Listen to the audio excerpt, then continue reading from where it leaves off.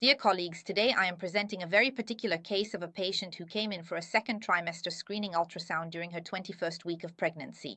We begin the examination with an assessment of the fetal cephalic pole, which initially shows in a transverse scan regular intracranial structures.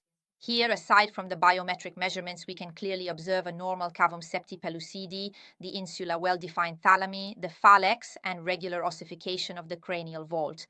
We have a normal size of the posterior ventricle as well as the proximal one relative to the transducer. The posterior cranial fossa of this fetus also appeared normal, with a cerebellum that was regular in both morphology and size, and a cisterna magna that was not dilated, as well as a thin nuchal fold. In the median sagittal scan, we proceeded to evaluate the corpus callosum, which was indeed present and normal. After evaluating the fetal profile and observing the nasal bone, an expansive formation began to become apparent in the parietal region. It seemed to be external to the cranial vault, but in reality it was difficult to distinguish whether there was continuity of the cranial vault or any possible communication between the aforementioned formation, which we can also see here in the coronal scan, and the intracranial structures, and thus whether there was any herniation of brain tissue or not. Therefore, the initial suspicion was that of an encephalocele. In fact, as we have already seen in some previously described cases, an encephalocele is the herniation of cranial tissue through a bony defect in the cranial vault, which can consist either of just the meninges, as in the case of a meningocele, or also include brain tissue, as in the case of an encephalomενingocele. This is a condition that can actually be located in various areas of the cranial vault, and in this case, it was potentially a parietal encephalocele. However, in this case, the main issue is not so much the differential diagnosis with subdural edema or hygroma, since the location itself practically allows us to rule those out. In those cases, it becomes more difficult in the case of an encephalocele with occipital localization.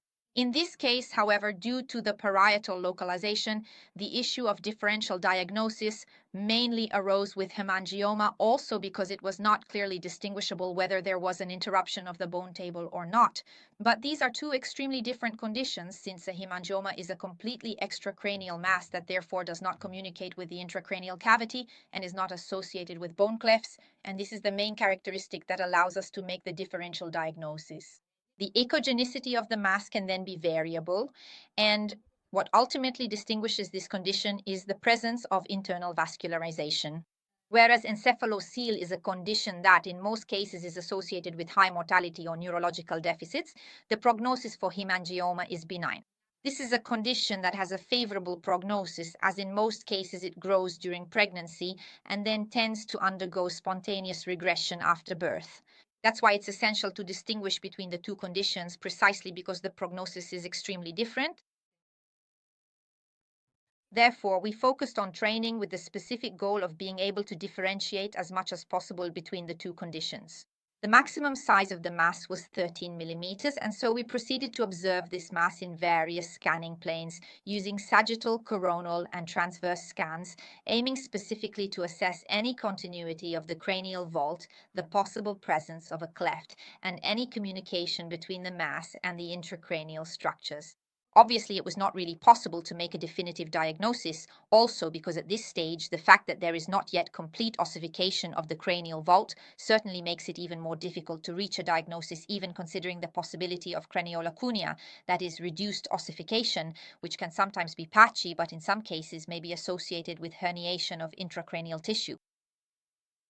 Doppler was also used to help us with the diagnosis, specifically to try to assess the possible presence of vascularization.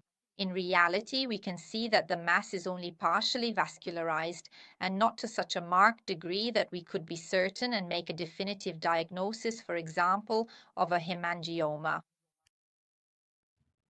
Therefore, it was explained to the patient that the suspicion of encephalocele could not be ruled out, but we still remained extremely optimistic considering that it appeared to be an isolated condition, not associated with any abnormalities of the central nervous system.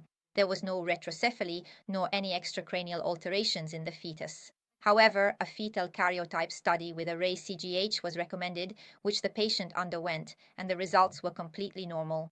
The ultrasound study was nevertheless completed with a careful evaluation of the skeleton and long bones, and the patient was referred for both neurosurgical and neonatological consultations. Monthly ultrasound follow-ups were also performed, both to rule out the onset of any associated conditions such as hydrocephalus or polyhydramnios, and to monitor the lesion itself, which did not show any increase in size during the course of the pregnancy. During the ultrasound study, a 3D reconstruction of the formation was also performed, which we can clearly observe here in the frontoparietal region of the fetus, and which proved to be extremely consistent with what was later seen postnatally. In fact, this is a photo of the baby after birth, where we can see the frontoparietal mass that we had previously observed in 3D, but which had an extremely favorable diagnostic outcome, namely that of a simple hemangioma. Therefore, we are very pleased to have had this outcome and to have been able to support the couple in a manner that was as professional and reassuring as possible throughout this journey, which was, in any case, very delicate. Thank you all for your attention.